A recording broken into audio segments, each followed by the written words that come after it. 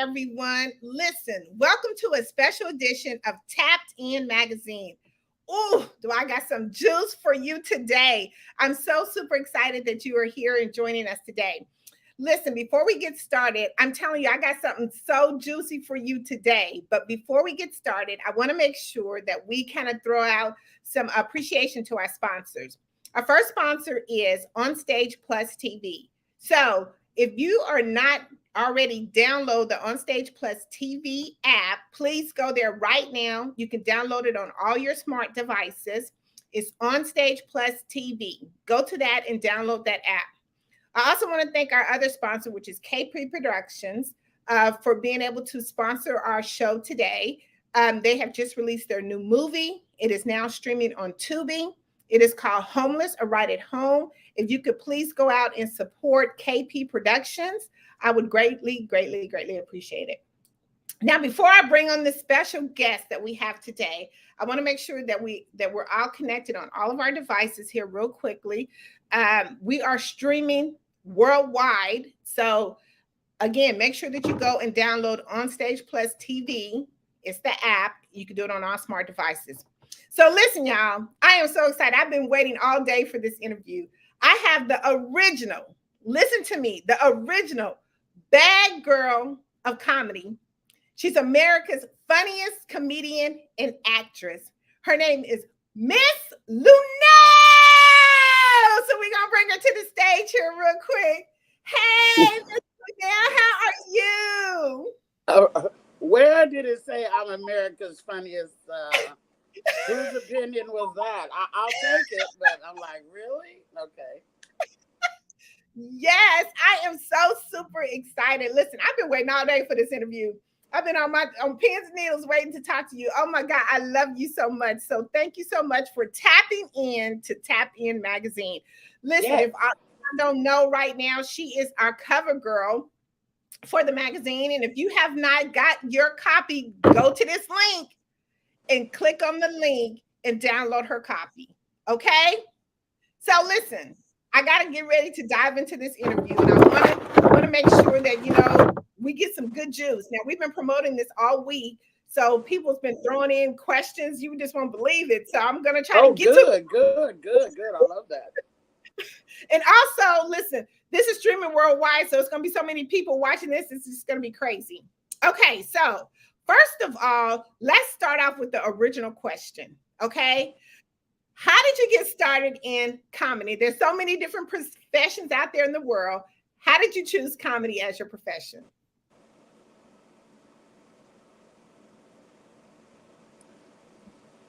It's a really long and complicated answer, but I thought that I didn't have anything. I thought that I didn't have any intention of being a comedian. But as memories have come back in my mind, I think it was really actually God ordained that I do what I do, even though my content may not be so spiritual, because being a comedian is sort of like being a doctor, in which you are able to heal people in a way, in their hearts, at least for an hour or so when they come to the club. I am the eighth of 8 children. I wasn't listened to, wasn't heard. And I started off in theater, in church, choir, and then in theater, and then moved into film and television before I even left the Bay Area, which is where I was living before I moved to Los Angeles. And I had a roommate that was dating a comic, and he ran a club, and he would be at the house, and he thought it was funny, and he asked me to come down, and I thought about it, and I thought about some stories, because anybody who has seen me on stage knows that I don't tell jokes, I tell stories, sort of like George Carlin, or like how Cosby used to do, or whatever like that. And I went to this club, me and my girls, and I told one of my stories of what happened to me in my life. And the first person I met when I got off stage, the first night I ever did comedy, was the late, great Robin Harris. And he had a club, and he told me where to go. And then I went to that club, and I met young DL, young Jamie, young everybody like that. But recently, like in the last like maybe 8 years or so, a what they call repressed memory came back of me laying on the floor. We had this thing called a hi-fi, where you could put the album on it. Like you might have to wait for a light to Yeah. come on and had to warm up. You put the album on and you play the comedy album. And I remember when my parents would leave, I would put on a Richard Pryor album or a Red Fox album or a LaWanda Page album or a Flip Wilson album or a Bill Cosby album.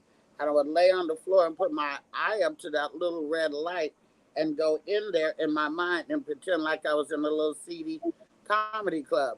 If I did that young and forgot it and ended up doing that in my life, then that has to be God ordained in some way. So I would just give that as my answer. I think it's just I'm doing what the Lord willed me to do. I don't do a whole bunch of things well, but I do have the ability to make people feel better than they did when they came to the building that I'm in. I love it. It's like you said, being a doctor. You know what? We got to get that feel good. You know what I'm saying? We got to make people feel good, and you do that so very well. You really do. I mean, listen, when people have those bad moments, they need to have that extra fun, that extra laughter, to just change the whole mood. Okay, so listen, I got questions just coming in, y'all. Wait a minute. Wait a minute. Okay, so listen. Now, tell us a little bit about listen, I think that you had opportunity to work on Tyler Perry's. This was a question that was asked before, but you got opportunity to work on Tyler Perry's studio. Listen, I can't get it past the gate. So, like maybe you can give us a little insight of how it is to work on his studio or be a part of Tyler Perry's. Well, to be clear, I have never worked for Tyler Perry. We have never done a project. Tyler don't mess with me in that way.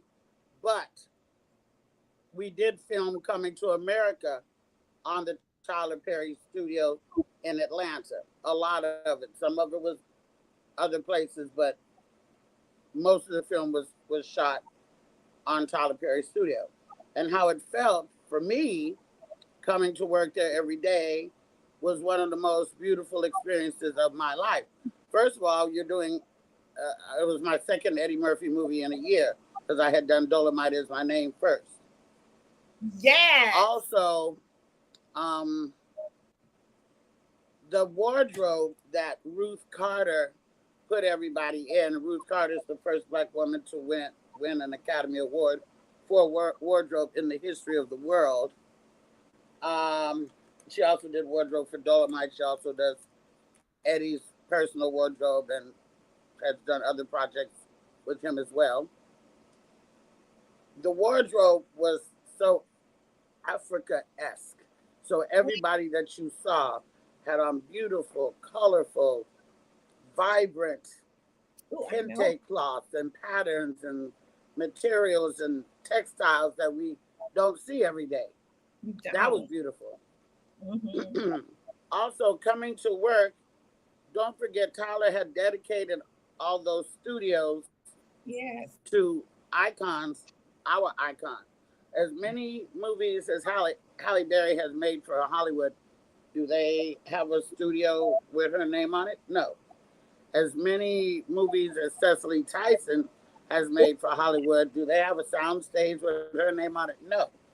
But every day we would come to work and see these big sound stages that said Whoopi Goldberg soundstage, Sidney Poitier soundstage, Cecily Tyson. Before she passed away, she got to see that. Mm-hmm. Halle Berry, Oprah Winfrey, Ossie Davis, and Ruby Dee. And to be able to drive by and look up at those names every day, it was a sense of pride that I have never felt on a movie set before. So. Wow, look at that legacy. Just look at it, just all up in the face. Ooh, yes. Listen, you know what?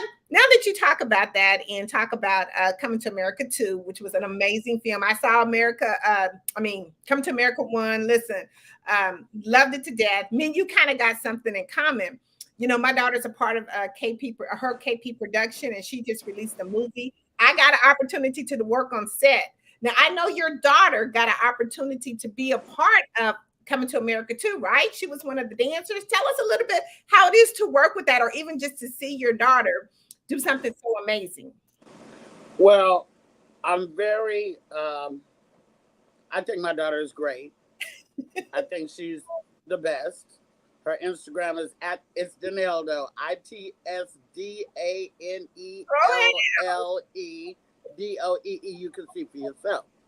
The beautiful chocolate, delicious girl, and she's a professional dancer. By professional, I mean she's with an agency. She is not in the club. And oh, I forgot to turn this light on, girl. And Ileana, can you come turn this other light on, please? And she takes class, and she really works very hard. And one of her dreams was to work with Fatima Robinson, who did the choreography for the movie. So, yeah, just plug it in and turn that light. That switch right there. And she had to audition. I did finagle an audition. Thank you. I did finagle an audition, but she did have to audition, and she was able to dance in the scene with Tiana Taylor. When the girls had the flutes and everything, they were dancing. My daughter was one of those. Now, I always want my daughter in the front. I always want my daughter to have more camera time. I always want, I think any mom would, you know, I'm not a stage mom. And I was not on set when she did her part. So I wasn't there like, okay, little magic, go little magic. I wasn't doing that. I wasn't there. But I'm so proud that we were able to be in the first of two, because now we've done two films together. And I was really, really proud of her and really, really glad. And, you know, some iconic stuff. And she got to meet Eddie and, you know, and Arsenio, and she got to be there. So it was really a wonderful, wonderful experience. Isn't that amazing? I mean, don't that just warm our heart? You know, we all get to see our kids actually, you know, dreams come true. They, you know, what they doing and what they work for. Okay, so y'all heard the link. She dropped the link, so y'all need to go check her daughter out. Listen, don't forget, check out that link. Okay, so listen, I know you are so busy and you're doing so many amazing things. You know, I guess my question to you is, you know, how do you come up with so much or I guess what's your inspiration for coming up with the material that you come up with? I know we talk about all this stuff that's going on in the world, but you got to have, you know, what's your inspiration for coming up with some good content that you be coming up with? I just open my eyes and look around, and the material is right there.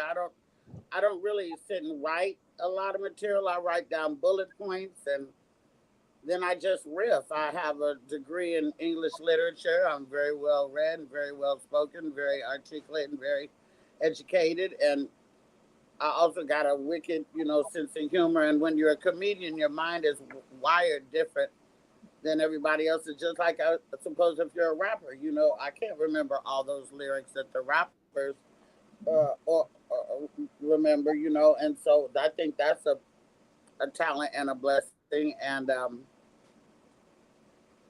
I'm just able to take things and relate them in a way which is relatable to other people, can dig what I'm saying and see the comedic side. Yeah. Well, listen, there's so much going on in the world. Look, it can't help, but you know what? You got to bring some humor to what's going on in life, right? Right. Okay, so let me see. I got to throw on these glasses in order to read some of these questions that's coming in. No problem. Okay, so we have a question. So we're gonna take a couple questions. We have a question. Do you feel like it's important? Let me just put this up here. Okay. Do you feel like it's important to put politics commentary in your comedy with everything that's going on in the world? So, you know, how do you feel about mixing all that together? You know, religious, politics, all that stuff. I mean, do you make it bring more life to what's happening in the world through comedy, or how does that work for you? I usually try to stay away actually from politics and stuff, because I feel like people see enough of that on the news and enough of that on their timeline and their phone, and maybe they want to come to the comedy club and forget about that. So I don't really talk a lot, but things like the insurrection and things like educational genocide and critical race theory, I try to I'm not a clown, you know, so I do comedy with a little bit of a political edge sometime. If it's just so obvious that everybody's speaking on it, then I need to speak on it as well. I do, during my act, I talk about when we had to homeschool our kids and the Yeah. fact that nobody is qualified to homeschool anybody because the education that you got and me and everybody I know is a lie. Not Mhm. some of it, but all of it. All the books that were written by white men is making them the saviors and the black savages and the Indians and all that. I tried to hit on that a little bit, and I don't stay on it, but I do give people when they come to see me, if they're listening, because some people can listen and not hear you, That's true. but if they're listening, they will see what I'm saying, and I just throw a little bit in there, just a little bit, not a lot. I'll leave that to Chris Rock and DL, people who are more versed in that arena. Well, you know what? Let me ask you this question. Look, you've worked with so many. Who would you still like to work with, or who haven't you worked with that you would like to work with? You've worked with so many of them, You mean comedically or actor wise? or comedians or actors. Look, you've probably been in the pool of so many comedians, but what actress would you like to work with, or actor? Well, I would like to work with Joe Pesci Okay. and De Niro. I love the Yeah. gangsters like that. I would like to work with Vivica Fox. We haven't really worked together. We have a little bit, but not really. And I feel like she could bring me up. Mhm. Um, I want to work with Melissa McCarthy because I Oh. think we could do like a little fat girl buddy movie or something like that. Mhm. And more stuff with 50 Cent. I did our book two, Oh, Ghost. I yeah. did Ghost, our book two, but I only did one episode. I'd like to do some more of that. But ultimately, I'm trying to. My goal is I want to be the next black woman in late night. I want to have my own late night television show, not daytime, late night. I'll let the daytime girls do the daytime thing, but I'm more of a late night girl, and I would like to do that. Oh, wow. Listen, did y'all hear that? Look, she wants to be a late night girl. Listen, that is awesome. Okay, let me look over here and see what we got going on over here. Wow, this is just blowing up. Thank you. Good. Listen, let me just reset the room. Listen, Tapped In is bringing somebody so special. This is the bad girl. I'm talking about the bad girl of comedy, y'all. So she's like dropping all this good juice with us. And let's see. Let's see who do we have. Love, Luenell. Look at that. Look at that. Let's see. Do you want to do? Oh, she asked, do you want to do late night to take a break from touring? That's a Yes, question. absolutely. Because I have toured all of my daughter's life. I'm a Mm, mother too, and I've missed a lot of things. any I moments. don't want to do that as a grandmother whenever I become one. I don't. My daughter's going to need my help. I didn't have my mother's help. My mother passed away, and the next month I got pregnant. So I didn't have my mom to help me raise my child. But I don't want that to be the case with my daughter, and I'm alive. I don't want to be all over when my grandchild has colic or my grandchild, has a fever. I want to be there to help her. So absolutely, it would be to take a break from touring. I would still tour, but I wouldn't go out every weekend. I would maybe go out once a month, twice a month. Now, okay, so now you're on tour right now, though, right? Didn't you and I'm on Cat? my own tour. Yeah, my Fresh Out of Favors comedy tour, which is going around the country. And but I'm not taking any more dates this year. The dates I have booked, those are it. I'm not taking any more because I have to leave myself open because Dave Chappelle is producing a Netflix special for me at the first quarter of next year. And Okay. I think he has some dates that he wants me to go out with him to, just see what I do and see what bits that he wants us to include in the special. So I got to be available. I'm sort of like on Chappelle on call. So I don't Look, want to be. I don't want to say, "Oh, I can't do it this week, David. I'm going to do the, Christian Mingle seminar in Jamaica." No, so look, I listen. I'd be on call too for Yeah, look, yes, right and ready. Okay, so listen. Okay, so we got questions coming in, but I do want to ask one of the questions that one of the questions was what would you say is the hardest thing about being a comedian? That was one of our questions that came in. I know you said you don't like that touring stuff. I mean, or you like it, but you want to No, take I like touring, but I don't want to tour when I become a grandmother. I don't mind yes. touring. I don't mind it. I get to see the world touring. Mhm. I wouldn't have been to Africa. I wouldn't have been to Dubai. I wouldn't have been to Qatar if it wasn't for touring. So I don't mind touring. I think the hardest part for me though is not getting to attend anything because Yeah. everybody performs at the same time. 8 o'clock on Friday, everybody hits the stage. So I can't go see the New Edition tour. I can't go to Usher's residency. I can't keep up with my baby Bruno Mars. I can't go see who I want to go see because I'm working at the same time. So I hate that. And Mhm. also, like I said, I don't get to, even though my daughter's grown, she's 26, she got a man, that whole thing, but I don't get to be around her as much as I would like to because my daughter is really one of my favorite people. Mhm. And I like to be around her more than probably she needs me to be around, but that's hard for me. Listen, And I know. relationships, it takes its toll on your relationship. Not my, I'll Like say I said, relationship, not personal my marriage. relationship. It's never taken a toll on my marriage. My husband's an electrician. He worked for himself. He didn't have to work for a company. So it wasn't like I had a 9 to 5 guy who couldn't travel with me, couldn't do this. My husband always could. But in other entanglements and stuff, it gets to be a problem because, you're not there to hold a weenie for them on their birthday and not there to cook a birthday cake for them or whatever like that. I'm gone. I'm busy. So it can take its toll on relationships for sure.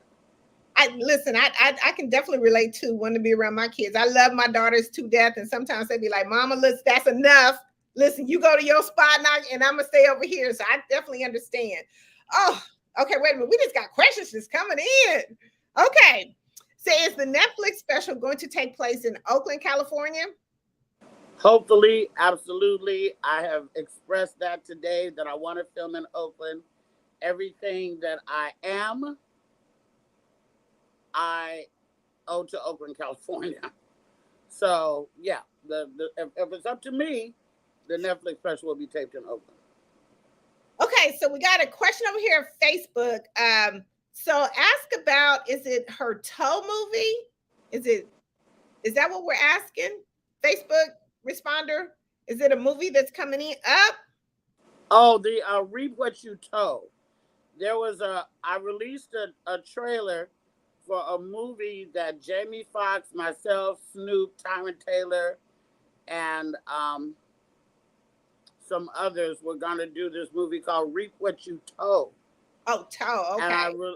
it was about a tow truck company that I owned, the tow truck company. Not Reap What You Sow, but Reap What You Tow. And I released the trailer that I've been sitting on for like 5 years. And people were nuts. They were like, where's this movie? When's this going to come out? That's really a question for Jamie Foxx. I don't know why we never finished it. Well, I do know why we never finished it. Okay, that's a little But secret. no, actually, somebody involved with the movie caught a case, Oh, okay. That's and we had to stop production. But Jamie says he's going to revisit it and rewrite some of the things and redo it. So, maybe in the future, hopefully in the future, you guys will see that film. okay. So let's go back over here. I got questions coming left and right. Listen, I told you I got the bad girl of comedy right here. So let's see. Let's go to our next question. Let's see. Did you ever have a bad night or a crowd that wasn't into the jokes? If so, how did you handle it? Yeah, I have now. I've said this before, and people don't believe me. But I've never been booed. I've never been booed in my entire career.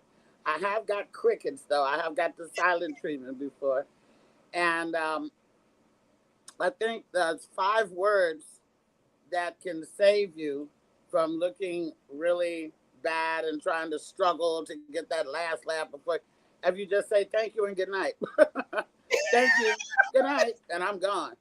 But some people will stay out there until they can get the crowd back and get that one last laugh, and they may look pitiful in the process. But I would say, okay, you know, you guys have a good night. Thank you. Good night. I'm out. And that's what I'll do. So you just exit the stage, really, because listen, if it ain't there, it ain't there. Listen, you can go on to the next event, right? Yeah. Okay, let's see. Let me go to this next question. How do you feel about the new age comedians coming from TikTok, Instagram, and all social media? Well, I think that they should have a different name. Like they should have a different name than comedian, because a comedian is somebody who, you know, that's not a stand-up. Like Carol Burnett is a comedic actress, but she's not a stand-up. Lucille Ball was a comedic actress, but she's not a stand-up. So I think that they have definitely created a lane for themselves.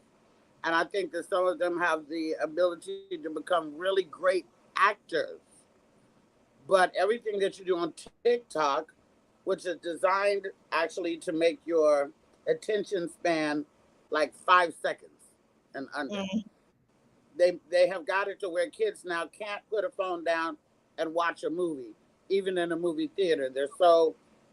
They'll be on TikTok even at a movie theater if you allow it. I don't allow that. Like, you got to give up the phone if we're gonna watch something together. You can live without that, but these kids now, they can't watch television and can't watch a movie without their phone in their hand. They're not realizing how their attention span is being programmed to not be able to concentrate. That's by TikTok, and all that is created to mess with your attention span. That's so true. I feel like they should be called something else besides comedy. You know, they got that word influencers, and so I don't care what you call them, but they're not doing what I do, and I appreciate them for what they do. But also, club owners let me know that when you do bring in like Instagram or TikTok people to the comedy club, the audience that they bring is a TikTok and Instagram audience. It's not a real comedy club audience. They're younger. They don't tip. They tend to be a little rude, and they don't really love it. They'll book them because they're going to make the club money. Yeah. But the staff is not clamoring to take a picture with you after the show. Sometimes they do if they really like you and they follow you too, but it's a different animal to me. Okay, so we have another question that came in, and they said they got an opportunity to watch your Breakfast Club interview, and they want to know about them pretty feet. Say, listen, them pretty feet cost a lot of money, so talk a little bit. Well, they're talking about my most recent Breakfast Club interview, because I've done many interviews on the Breakfast Club, like 3. But they talk because I'm starting an OnlyFans at the end of this month, because I get so many requests about my feet. I don't have any corns. I don't have any bunions. I don't have any scars. I don't have any of that. I got toe rings, and I got, my feet are beautiful right now. As a matter of fact, I got to shoot a little something today, my toes and my hands. But, give the people what they want.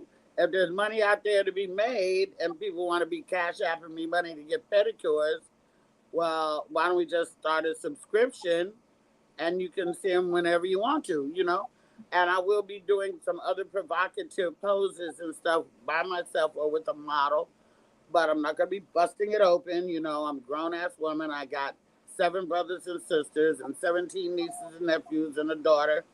My goal is not to embarrass my family or myself. And a woman of my mature age pulling her coochie lips open for money is disgusting.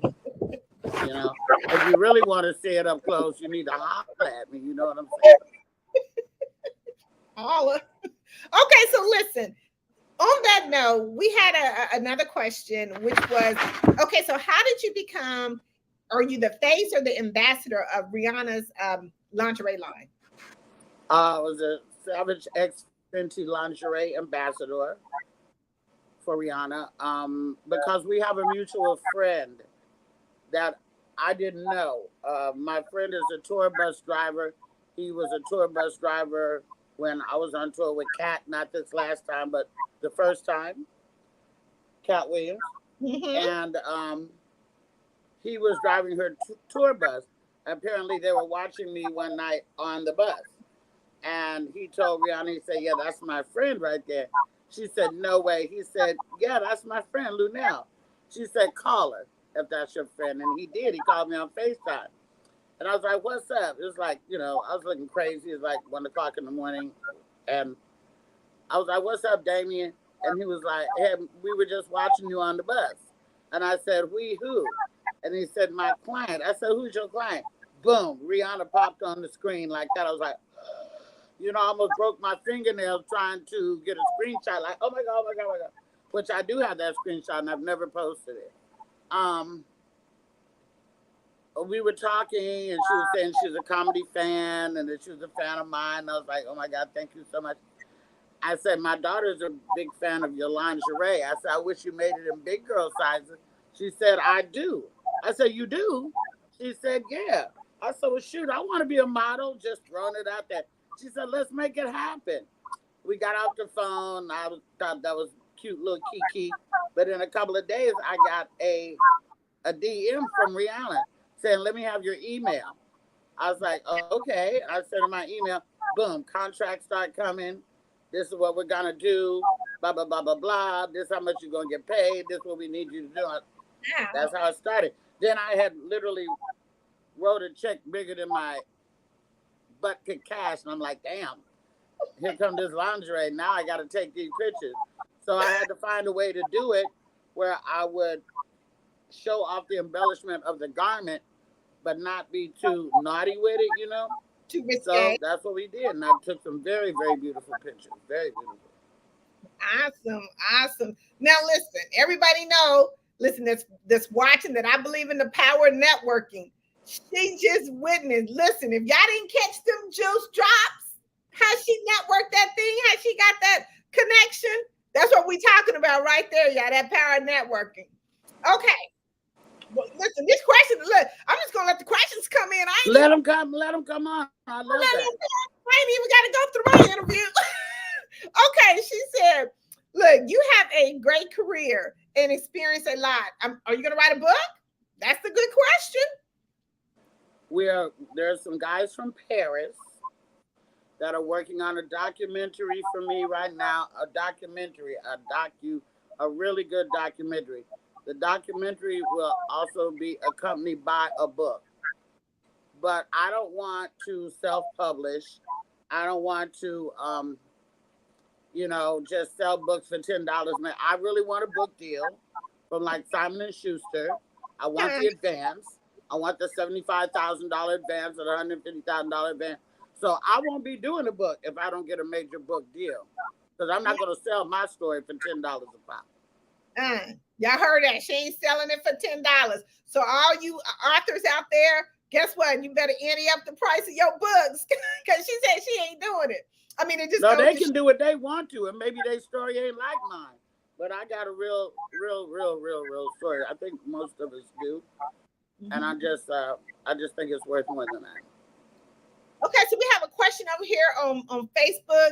Have you ever wanted to direct? I thought about directing before, but I'm definitely not qualified to do it. Directing takes a lot. Like, you're the one who sleeps the least. Every single shot, every single lighting cue, every single wardrobe decision, every single bit of blocking and emotion has to come from the director. I think that's really, really difficult if you're not trained to do that. Okay. Give me the apple. Okay. Tomorrow I'm going to wash those makeup brushes. Okay, thank you. Sorry. I had to talk to my... That's how you do your thing. My girl. And I got a slice of apple, too. Because it's really hot here, and I got to stay hydrated. Yeah, I don't... At some point, which you better hurry up, because, I'm grown. At some point, I may get that opportunity, but it's really too difficult for me to tackle right now. Right now. Well, listen, I can totally understand. Like I said, my daughter with her production company. I mean, directing takes a lot of work. You're right. It They takes. don't know. They don't know. They don't know. They don't know what that is yet. Okay, listen. Here's another question. Did comedy and being able to laugh at the hard stuff make quarantine a little easier to go through?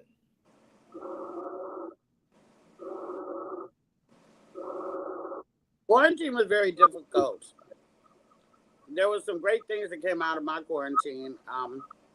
But me and my daughter hit a rough patch during quarantine because she's creative, couldn't do her craft, couldn't go nowhere. I'm creative. There were no shows. I refused to do comedy online. I refused to do it in a parking lot. I said, I'll wait because I need the audience. What I did do was created my YouTube show, Hey Luenell, that I used to do live every Wednesday. I've had to stop doing it now because of my touring schedule. I can't sit here on a Wednesday afternoon at 3 when I got a show Thursday in New York. I have to leave and fly that day, so I can't do it any longer. I started Hey Luenell during quarantine to sort of stay in touch with my fans. And even though I was doing Instagram, I wanted to do something else too. And I also was damn near forgetting how to put on makeup because I was in my gown through 75% of the quarantine. Okay. That's what it made The it. other 25% was spent on YouTube doing Hey Luenell. There's 63 episodes up on YouTube right now. And, that's over a year because there's only 52 weeks in a year. So there's over a year's worth of content online right now. You can always go back and see. We started before the Ahmaud Arbery murder, before George Floyd.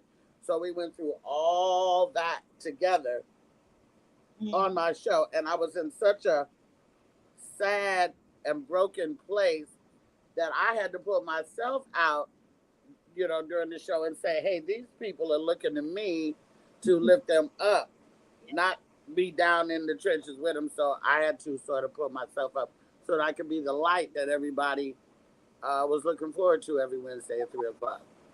Yeah, those were some really sad moments and some difficult times that people had to go through. What do you think about some of your colleagues? I mean, did they have a difficult time during COVID-19? I mean, I know probably everybody did something different, but what maybe about some people that were close to you? Did they have like a difficult time kind of getting through that? I don't know. I don't know what they went through. I don't. But Because we couldn't see each other, just these Zooms, and people will tell you anything on a camera. I don't know what people went through. I really don't. that is so true. So, do you feel that you're at the top of your game right now? Oh, no, absolutely not. Mm-mm. I don't get paid what I'm worth. I'm fighting with a club right now who just paid me today on Thursday, but I left the club on Sunday. So no, Monday was a holiday. Where was my money on Tuesday? Well, usually I leave with a check, but this particular club, make a direct deposit, and they didn't give me my money till today because they felt like their numbers did not negate what they were paying me. But we have a contract, so I don't care if there's nobody show up. That's not my fault. We got a contract. Give me my bread because I keep goons on speed dial, and I'm not afraid to use them.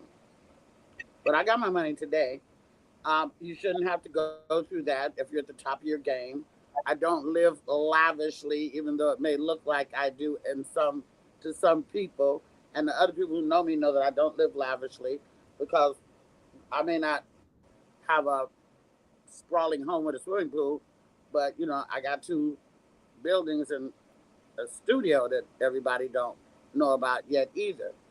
And I'm hoping to maybe move next year and let my daughter take over this house that I'm in. I don't get the opportunities that a lot of the guys do. You don't see very many female comics besides Leslie, Whoopi, and Wanda Sykes with any endorsement deals. They're selling Denali's or selling AT&T mobile devices or anything like that. I think that that's what would come if you were at the top of your game. And I also have never been a regular on a show. The show that I've done the most episodes on ever was the George Lopez show. I did Yeah. like 9 episodes on his show, and I'm a semi-recurring character on this show called Hacks that is on HBO Max right now. But I've never been, like part of a living single family, or the neighborhood, or anything. I've never done that. And so I said, well, maybe the Lord don't want me to be with the other people. Maybe the Lord wants me to have my show, which is what I want. So when I get that, I feel like a lot of things will change after my Netflix special drops. And then I think that I might be on my way to be able to get my show after that. I feel that I do still have to prove myself, because there's a whole section of folks out there who don't know who Luenell is. Just because y'all know who Luenell is, everybody don't know who Luenell is. And comedy is very segregated. You got the Latin comics, you got the gay comics, you got the black comics, you got the Persian comics, and it's very segregated. So unless you're crossing over into all those arenas, which I sort of do, but don't, then you can't. I don't think I'm at the top of my game. I think I'm one of the best to do it. I think that if you come see me, you'll have the time of your life. I think that my stage presence is bar none, but that's there's a lot more to it than that. Okay, okay. So our next question is: Are you touring? Do you prefer arenas or more intimate venues? I have no preference. Arenas make your ego. They stroke your ego when you walk out and there's 12,000 people applauding you. I've had that with Chappelle's audiences. I've had that with Cat's audiences. I have not been able to, do that for myself, because I've never had an arena tour for myself. But I'll take, riding with the guys. I don't care. The clubs are more intimate, and I do get to like interact with the audience more in a club and have more fun like that. But they're also more dangerous too, because they will pack you in these clubs where the audience is only like maybe 3 feet from you, if that. They could literally reach out and touch your foot, or grab your hand. And I have been, pardon the phrase, but I've been bitching about security for comics for over 10 years now, before any of this started, because we're just the most vulnerable entertainers in the business. You can't get that close to Chris Brown. You can't get that close to, you know, Mary J. But with a comic, you can literally grab them. You can touch them. And I don't like that. I listen. I don't blame you. Listen, I want to be able to do my job and be able to be feeling good when I'm doing it. Okay, so Well, now, but you have to. yes. But you Okay, have now back over here. It says, "What's next in her career as?" Okay, so someone is saying that they're in the Oklahoma City area. I guess Oklahoma City. I don't know if you're familiar with that. They're an upcoming area where they're doing a lot of film production there. Would you be open to working with like some directors, or maybe not so? I don't want to say low income directors, but would you be interested in working with some directors that on some different projects? Well, of course. The last movie I did, we shot it in Grand Rapids, Michigan. We didn't shoot it in Atlanta. We didn't shoot it in LA. Not with a director that everybody knows. Dawn Wilkinson is a black female director from Canada.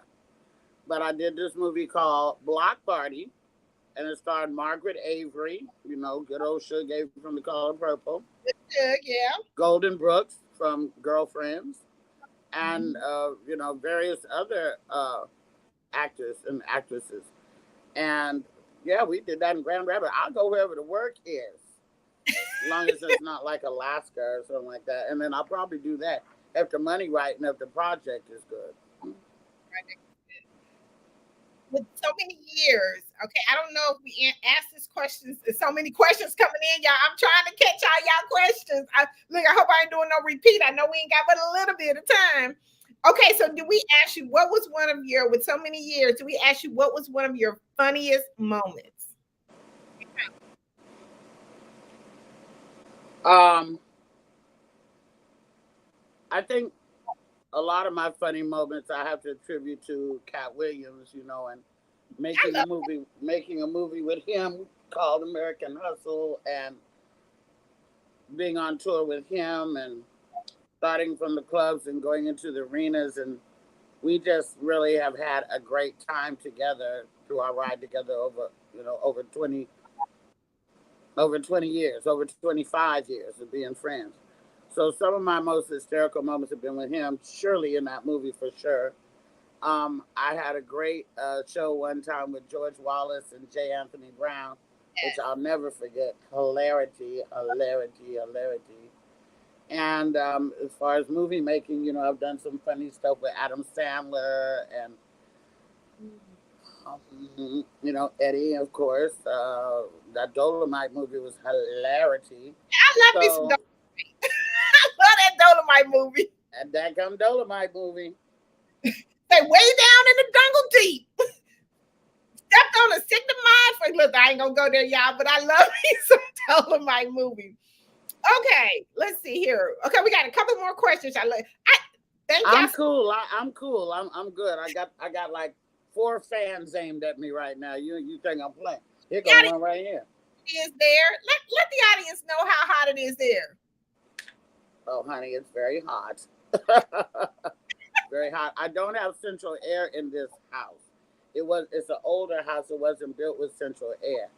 And I just don't have it. I got central air in my studio, central air in my cars, and I could get in the car and go anywhere I want to. But I don't have it here, so I got good old fashioned fans. I got an air conditioner over there. That's mobile. So it's been in the hundreds almost every day, even though it rained a little bit today, cooled off a little bit today, so it's only like maybe 92. Okay. Here's another question. There's a lot of drama and negative press over you making your kid move out. I think that's what she's trying to say. I did not make this was during quarantine. I did not make my kid move out because my kid did not live with me. My daughter lives 4 blocks away. She got a studio apartment 4 blocks away from me. What I did was make her not come in and out of my house during quarantine. This was a very scary time. We didn't know a lot about the disease. Older people were vulnerable. Young folks was out in the streets and bringing that stuff home to Granny, and Granny was dying. So I was like, it's in or out. You got to stay the hell out or come in here and be up in here with me. So that's what it was. I never did kick my daughter out of my living with me because she didn't live with me. She doesn't live with me. Okay, so our next question.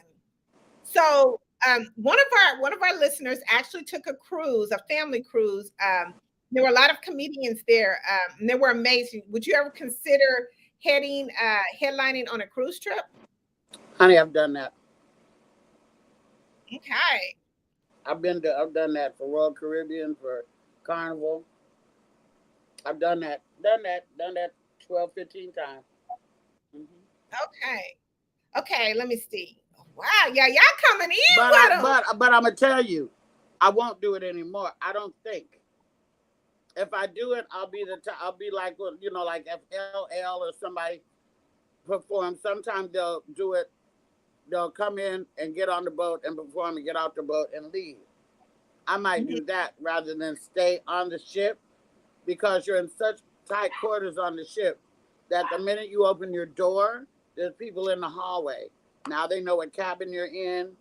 You can't get up to eat because you're taking pictures in the hallway, and you're bombarded when you're eating, and you're bombarded in the elevator, and you're bombarded in the spa, you're bombarded in the pool. So I don't think I'm gonna do it anymore unless I just board the ship before we get off. Wow. So let me see. What does she think about? Oh, this has been a big topic. What do you think about Will and Chris? Will Smith slapping Chris. Is she willing to put on? What's your stand on that? Basically, that's what we're asking. What did you think about the incident with Will Smith and Chris? Well, not to beat a dead horse, we've been talking about this for months now, and I'm like, it's whatever. But I think it was very unnecessary, and I think that I blame the venues. a lot.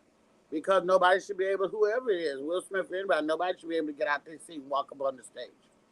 Yeah, that's true. Just like nobody should have been able to get close to Dave Chappelle at the Hollywood Bowl. That's right. And nobody should be able to walk up on the stage with me or any other comic. So I blame the venues in the first place. But I think it was unnecessary and unfortunate. Mm-hmm. Okay. Let's see here. Y'all, I'm loving this. Look, I'm going to throw my questions to the side. Why do you No, but if you have them, you can ask them too. I'm all yours. You put me on the cover of your magazine. You got me. You better ask me why you got me. Look, y'all, she tapping in. She tapping in. So why do you prefer to do late night talk show versus daytime talk show? I think there's more freedom in late night. I think there's way more sponsorship politics during daytime. I think you have to be a certain type of girl to do daytime. You have to appeal to the housewives and stuff like that. But what they don't know is that the housewives is up watching late night too. Mm. And I just need to be, I would love to be on network TV. George Lopez has already let me know the way I want to do it, that ain't going to happen. They're not going to let me on network TV. Not as long as old white men are running the network, and that's who's running it. So I feel like I'll have more freedom to be myself late night.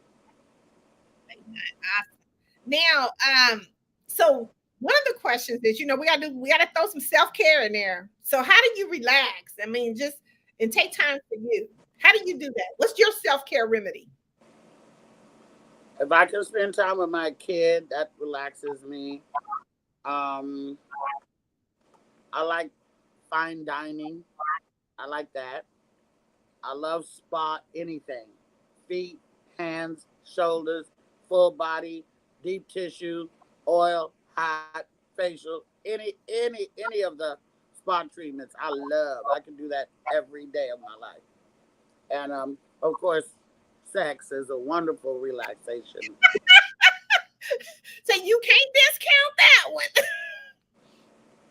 Okay, so we talked about that. Okay. And y'all just throwing them out at me. Y'all give me listen. Okay, so let me see. We talked about that. We talked about what's your favorite movie. We talked about being at the table. Listen, I'm just trying to go over all these. Make sure y'all give me a minute. Make sure, because I got these glasses on, so I got to read a little bit.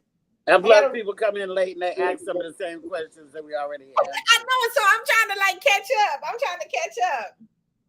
What advice would you give someone who is trying to get into the entertainment industry? Well, that's too broad a question. The entertainment industry includes music, fine arts, dance, comedy. I don't really like to give advice because, first of all, the youngins, they don't listen to the advice you give them anyway. That's true. When I was coming up doing comedy, I followed like Paul Mooney around. I shadowed him. I watched him. He mentored me. I followed Laura Hayes, Mark Curry I talked to today. We're all from Oakland, California. I listened and I watched. But these kids, they feel like they've got it all figured out and they don't need no advice from anybody. And then if you spend your energy giving them advice, they don't do it no way. So I really don't give a lot of advice for people trying to get in the entertainment industry. I would just say whatever genre you want to go into, like, be able to do that. Don't fool yourself. Don't try to be a singer if you really can't sing, honey. Don't try to be a dancer if you're not fluent and you're not trained. Don't try to do stand-up if you really don't know anything about stand-up. I was talking to some young stand-up the other day. He didn't even know who Bernie Mac was. I'm like, wow, you gotta know who Bernie is. No, but you don't. If you're a TikToker or if you're an Instagrammer, you actually don't have to know who Bernie Mac is. And you don't have to care. And they don't.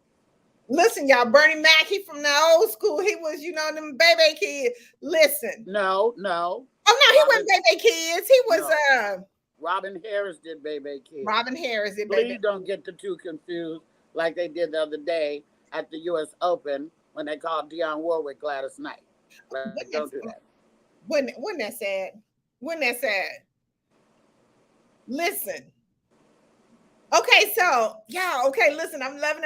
Okay, so the rumors are I don't think okay, so the rumors are is she's moving where she got started. So are you moving back to is it Arkansas or where are you moving to? Where's your next I'm not. move? I'm not moving to fucking Arkansas. No. Oh, Arkansas, Lord. We didn't say it. I didn't say Arkansas. I'm never leaving California. If I move to another house, it'll be here in LA. I don't want to move to Atlanta, and I don't want to move to Arkansas. I don't want to move anywhere down south. I want to stay right here in California where the weed is legal. And yeah, I don't know if that's a rumor or not. That might be I've never heard that before. But I absolutely am not doing that. Okay. Okay. Listen, let me see. Okay. How have the journey within the industry been for you? Do you feel you've been given the same chances as some of your peers? I think we already kind of went through that. Yeah, we already kind of went through that one. Okay. Got Facebook. Listen, I'm trying to make sure I get everybody's questions, y'all. And hi everybody out there on Facebook, Instagram, or YouTube, or Look, you wherever. worldwide. We got this screaming on worldwide TV. And Yeah, I can't hi get everybody worldwide. Hi y'all. Hi to all my lunatics. Pew, pew, pew. Oh my God, you have to come to our retreat. It's gonna listen. We're doing a retreat in Barbados. You're gonna have to come on over there to us. But would I be able to relax, or would people be on my dick if I come to Barbados? Look, Know. we're gonna relax, have a little fun, and do it. I don't know, honey. I don't know. That's the misconception, is that you would want me to come to the retreat, but it would not, in fact, be relaxing for me. You know what would be relaxing for me? Like going on the Alaska cruise, where there's not a whole bunch of brothers and sisters, and if they are, they're older, and then I could relax. But being hounded for pictures and all that stuff when I'm trying to relax, that's not relaxing. That's why I don't go to people's birthday parties hardly ever, nothing like that. Because then it becomes more about me than the person who birthdayed it. Then the person who birthdayed it, and then they get salty, so I just rather not go. I'll get with them a couple of days before, a couple of days after, and we'll go do something privately. But I don't feel the need to show up, you know? Show up. Okay, look, my TV producer saying, look, we got to wrap it up. Y'all listen. Why you say that? You got somebody else to interview?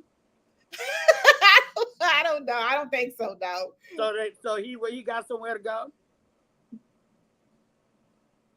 No, I don't think so. He probably are your interviews usually only just they're normally an hour. They're normally about an hour. Listen, that's okay, because me and you can get together afterwards and talk about some more good stuff, some more good juice. You know what I'm saying? Okay. If anybody wants to follow me on my Instagram, I urge you to do that. My Instagram is at Luenell, at LUENELL. Once again, my daughter's Instagram is at it's Daneldo, ITSDANELLEDOEE.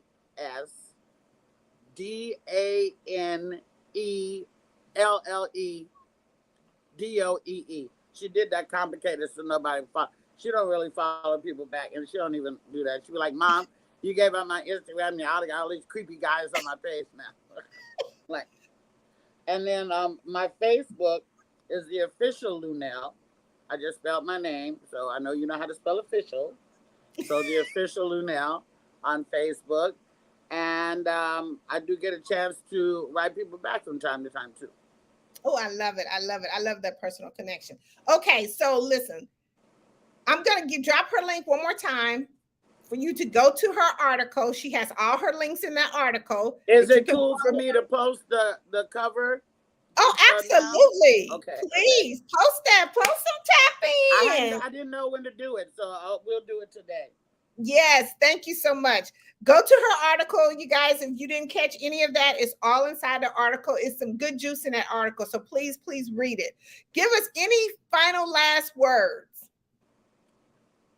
I just want to say that I support Black women in media, for sure. I support Black women in film and television, for sure. protect Black women, protect Black children, and if there's a lot of people out there who have never come to a comedy show before. I talked to people this last week who saw me in New York at Caroline's, and they hit me in the DM and they're like, "Oh my God, I had never been to a comedy show before. You set the bar. This is great." It's just like going to a movie by yourself. You can do it. I don't want to come. I ain't got nobody to go with. You don't need nobody to go with you to a comedy show. You're going to make friends. You're going into a laugh machine. And if you really want to feel great, find a comic you like. If they come to your town, buy the ticket, support them, and go see it. My tour is called the Fresh Out of Favors Comedy Tour because I'm fresh out of favors. I've been giving out free tickets for 30 damn years. And it costs less to come see me than it does to keep up your monthly weed habit. I promise you. So if you buying $20 bags and $50 bags, my ticket's less than that, like $40. And you can come see me in person or any other comic that you love in person. I was just with beautiful Bill Bellamy last night.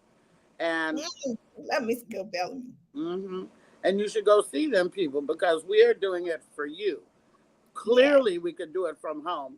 We had to do it like that through Corona. But we come on tour for you. The people go on tour for you. All the entertainers and stuff like that, they do it for you. And, I can see the Isley Brothers online anytime I want to, but nothing beats seeing them in person. I could watch Bruno online anytime I want to, but nothing beats seeing them in person. So I would just say, while we are here, and people are dropping every day like flies, while we are here, get out of the house and go see live entertainment, live bands, live concerts, live spoken word, live comedy. Go get out the house and go see live stuff because we're doing it for you. Awesome. Okay, y'all heard it here. Exclusive interview up close and personal with the bad girl, the original bad girl of comedy. Y'all Tapped In is bringing it in. If you have not got an opportunity to be in Tapped In, listen, go to the link. It's right there at the bottom, tappedinmagazine.info. Get ready to be in our October issue. It's going to be amazing. Look, thank you so much, Luenell. I appreciate you so much. I look forward to even connecting with you and doing some more things with you in the future. Until the meantime, y'all, listen, I'm going to send y'all out with Tapped In. Have a great evening. Okay.